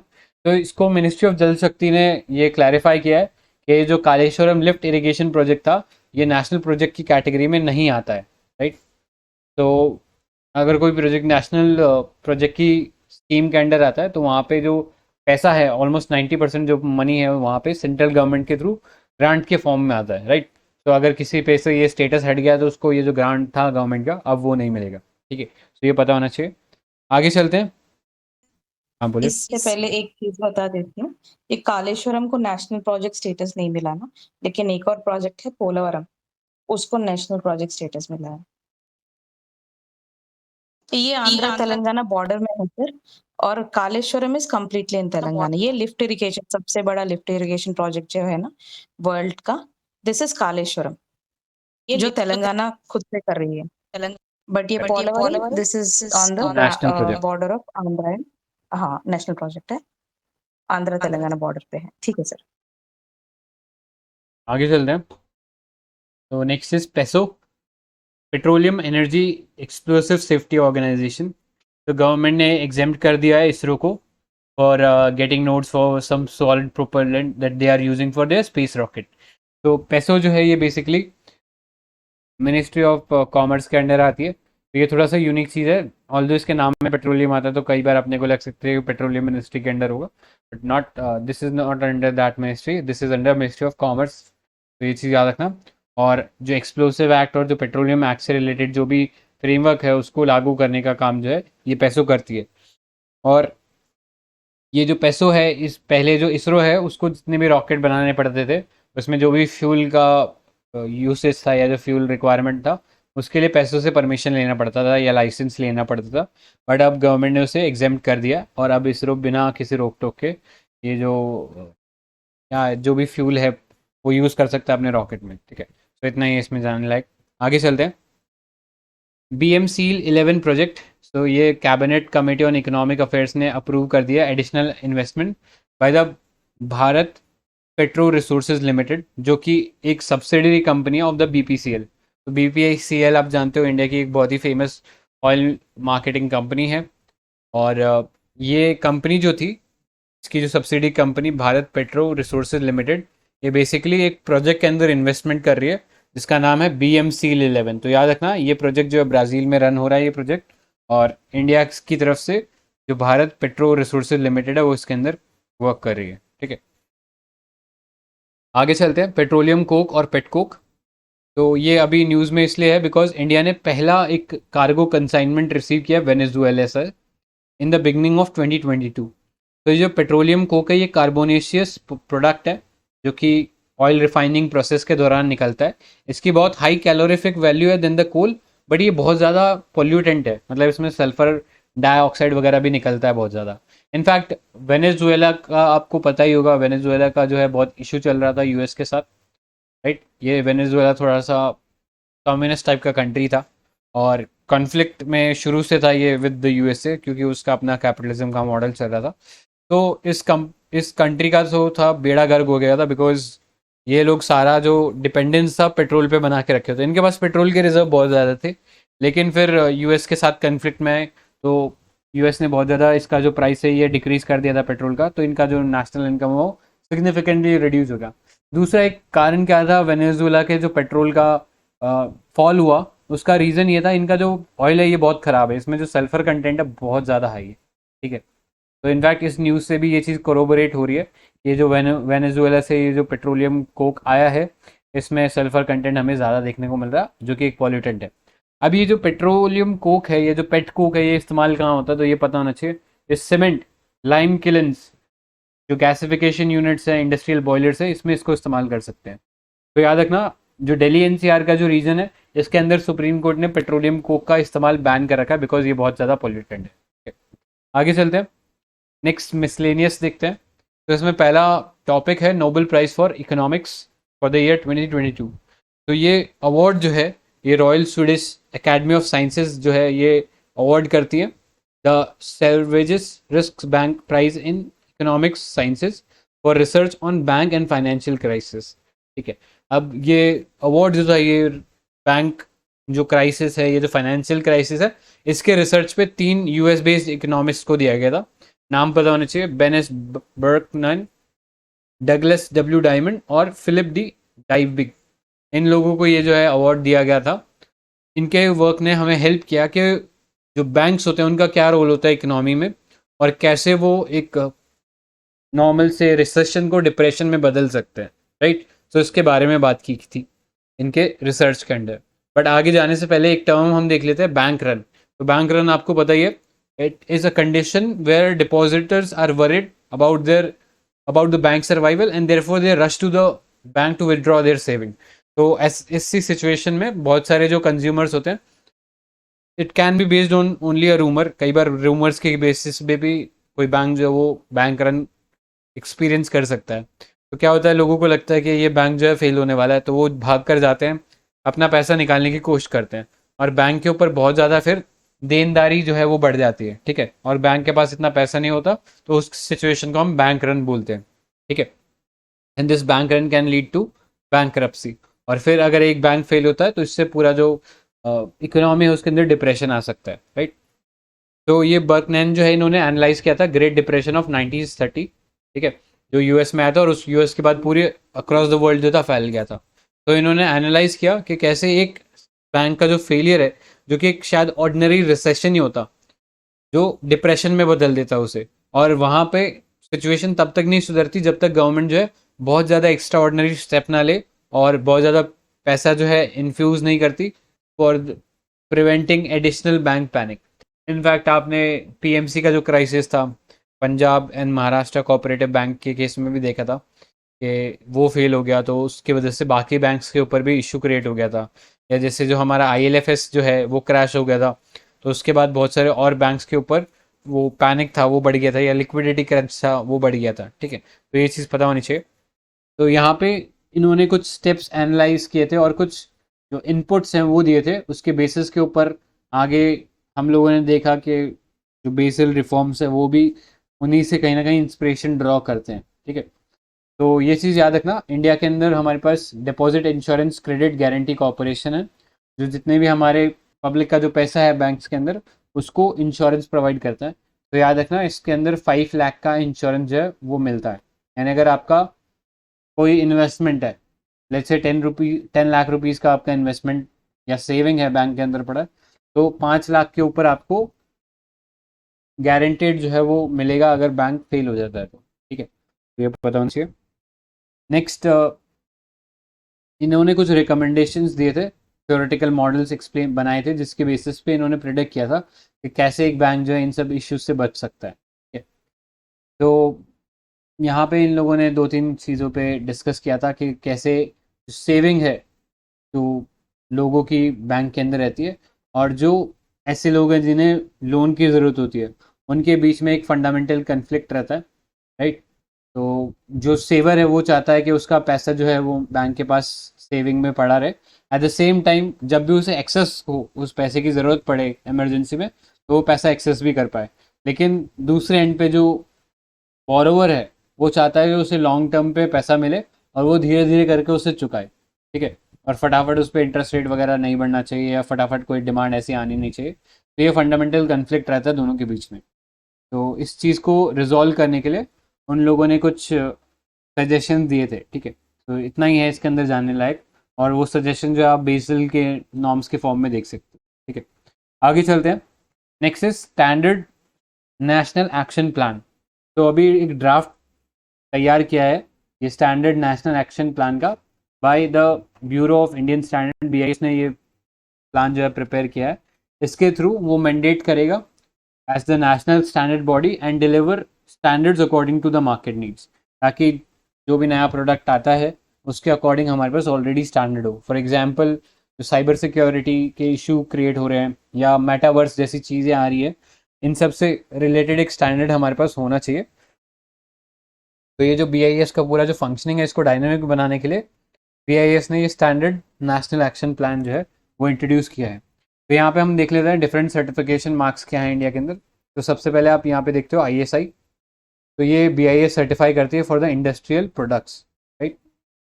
नेक्स्ट इसमें है एगमार्क, तो ये एग्रीकल्चर प्रोडक्ट्स के ऊपर लागू होता है और ये इशू कौन करता है, तो ये directorate of marketing and inspection जो है वो ministry of agriculture and farmer welfare जो है वो इशू करता है। तो ये पता होना चाहिए। नेक्स्ट है FPO मार्क, तो ministry of food processing issue करता है, जितने भी प्रोसेस फूड हैं या कोई भी प्रोसेस जो फूड आइटम है उसके ऊपर ये FPO मार्क लगता है। नेक्स्ट हॉलमार्क होता है, तो ये हम लोग डिस्कस कर चुके हैं, केवल गोल्ड और सिल्वर ज्वेलरी के केस में ही लगता है ये, बाकी जो प्रेशियस मेटल है प्लैटिनम और पैलेडियम वगैरह अभी इसमें लागू नहीं हुआ है ये। ठीक है, तो ये याद रखना, और ये भी BIS जो है ये लागू करता है इसको। Next non polluting vehicle mark होता है, तो ये ग्रीन कलर का लेबल होता है जब भी कोई गाड़ी हम लोग खरीदते हैं, तो आप देखा होगा उसके ऊपर ये मार्क लगा रहता है। तो ये बेसिकली जो भारत स्टेज नॉर्म है जो कि CPCB ने बनाए हुए हैं उसके बेसिस के ऊपर ये जो मार्क है ये मिलता है, और एक बार ये मार्क मिल जाता है तो फिर इसको लगा के रखने की ज़रूरत नहीं है, आप गाड़ी से हटा भी सकते हो उस मार्क को। ये सिर्फ मैन्युफैक्चरिंग के टाइम ही इम्पॉर्टेंट होता है। आगे चलते हैं। Next is Indian organic certification, तो ये हमारा जो मिनिस्ट्री ऑफ कॉमर्स और इंडस्ट्री के अंडर जो अपेडा है, agriculture processed food product export development authority, ये इशू करता है ये ऑर्गेनिक सर्टिफिकेशन के लाइसेंसेस। ठीक है, ऑर्गेनिक आई थिंक प्रोड्यूस आपको पता ही है, वो समझाने की ज़रूरत नहीं है। आगे चलते हैं रिलेटेड न्यूज़ में। तो next is quality council of India, तो ये एक नॉन फॉर प्रॉफिट ऑर्गेनाइजेशन है जो सोसाइटी रजिस्ट्रेशन एक्ट जो 1860 का उसके अंदर इसको बनाया गया था, और ये एक PPP मॉडल के अंदर बनाया गया था। मतलब इसमें पब्लिक के भी मेंबर्स है, public in the sense government के मेंबर्स हैं, और जो प्राइवेट इंडिविजुअल्स हैं वो दोनों इसके अंदर काम करते हैं मिलकर। ठीक है, तो याद रखना 1997 में इसको इस्टेब्लिश किया गया था by the ministry of commerce and industry under the DPIIT। तो एडमिनिस्ट्रेटिव कंट्रोल जो है DPIIT का लगता है इसमें, और इसमें जो इंडस्ट्री के जो मेंबर है यानी प्राइवेट इंडिविजुअल जो है वो जो SOCHM, CII और FICCI जो है, जो कि हमारे बिजनेस या कॉमर्स से रिलेटेड जो NGOs हैं या जो बॉडीज़ हैं, प्रेशर ग्रुप्स हैं, उनसे मेंबर जो हैं इसके अंदर आते हैं, right, quality council of India के अंदर। तो इसमें ये चीज़ याद रखना, ये जो क्वालिटी काउंसिल ऑफ इंडिया के जो चेयरमैन है, he is appointed by the prime minister on the industry recommendation to the government. तो ये चीज़ याद रखना, प्राइम मिनिस्टर अपॉइंट करते हैं on the recommendation of the industry body. आगे चलते हैं नेक्स्ट आर्टिकल पे, which is the corporate social responsibility. तो अभी MCA ministry of corporate affairs ने रिलीज़ किए हैं कुछ rules under this companies amendment rule 2022। तो इसमें जो CSR से रिलेटेड रूल्स हैं इनको चेंज किया गया। तो अब नए रूल्स क्या हैं ये पता होना चाहिए। तो कंपनीज को मैंडेटेड है कि वो जो जितना भी फंड है जो कि उनके CSR अकाउंट में अनस्पेंड पड़ा है उसे यूज़ करें with in the 3 financial year, right. So let's say अगर आज कोई पैसा डाला जाता है CSR अकाउंट में तो अगले 3 फाइनेंशियल ईयर्स में उसको यूज़ हो जाना चाहिए, राइट। और CSR एक कमेटी बनानी पड़ेगी हर कंपनी को to oversee the implementation of this CSR fund, ठीक है। तो ये पता होना चाहिए। अब कॉर्पोरेट सोशल रिस्पॉन्सिबिलिटी आपको पता ही है, ये बेसिकली कॉर्पोरेट्स के ऊपर एक ऑब्लिगेशन बनाया है गवर्नमेंट ने कि उन्हें कुछ पैसा जो वो कमा रहे हैं वो सोसाइटी की तरफ भी कंट्रीब्यूट करना चाहिए उसके वेलफेयर में। तो इंडिया आई थिंक इस टर्म्स में फर्स्ट कंट्री था जिसने ऐसा कोई रूल बनाया था। तो ये याद रखना, कंपनीज कौन सी कंपनीज लीगली उनके ऊपर लीगली ऑब्लिगेशन है कि वो CSR जो एक्टिविटी है वो करे। तो उसके लिए क्राइटेरिया है या तो उनका जो नेटवर्थ है वो 500 करोड़ से ज़्यादा हो, या उनका टर्नओवर 1000 करोड़ से ज़्यादा हो, या उनका नेट प्रॉफिट पिछले फाइनेंशियल ईयर के अंदर 5 करोड़ या उससे ज़्यादा हो। तो ऐसे में इन कंपनीज को अपना जो पिछले 3 साल का जो प्रॉफिट का एवरेज है ऑफ 2% वो स्पेंड करना पड़ता है CSR एक्टिविटी में। तो क्राइटेरिया ये है, राइट। ये डिसाइड करेगा कौन सी कंपनी को CSR पे करना है और फिर पे कितना करना है, क्वांटम कितना है। तो 2% उनके एनुअल प्रॉफिट का of the average of last 3 years, तो 2% CSR में पे करना होता है। तो ये रूल चला आ रहा था। अभी गवर्नमेंट ने इसमें कुछ अमेंडमेंट किए हैं। जैसे पहले अगर CSR एक्टिविटी अगर आप पैसा नहीं डालते थे तो ये क्रिमिनल ऑफेंस था, इसमें जेल जाना पड़ सकता था। बट अब जो CSR एक्टिविटी के अंदर अगर आप नहीं फुलफिल करते हो तो ये एक सिविल ऑफेंस माना जाएगा और इसके अंदर आपके ऊपर पेनल्टी लगा के आपको छोड़ दिया जाएगा, ठीक है। तो ये पता होना चाहिए। इसके अलावा कुछ रूल्स और चेंज किए गए हैं, जैसे कि जो एक्सपेंडिचर है सोशल इम्पैक्ट असेसमेंट का regarding the CSR activity spend by the company, उसके ऊपर उनको एक सोशल इम्पैक्ट असेसमेंट करना पड़ता था। तो इस सोशल इम्पैक्ट असेसमेंट में कितना कॉस्ट आएगा इसके ऊपर भी गवर्नमेंट ने लिमिट लगाई है। तो this shall not exceed 2.5% of the total CSR expenditure और 50 लाख, जो भी इनमें से हायर रहेगा वो माना जाएगा, ठीक है। तो ये चीज़ याद रखना। पहले जो ये लिमिट था ये 5% का था, तो अब कम करके से 2.5% ही कर दिया गया। इसके अलावा ये सोशल इम्पैक्ट असेसमेंट मैंडेटरी है ऐसे केसेस में जहाँ पे CSR में फंड जो है वो 10 करोड़ से ज़्यादा जो है स्पेंड किया जा रहा है, राइट। तो ये याद रखना। आगे चलते हैं।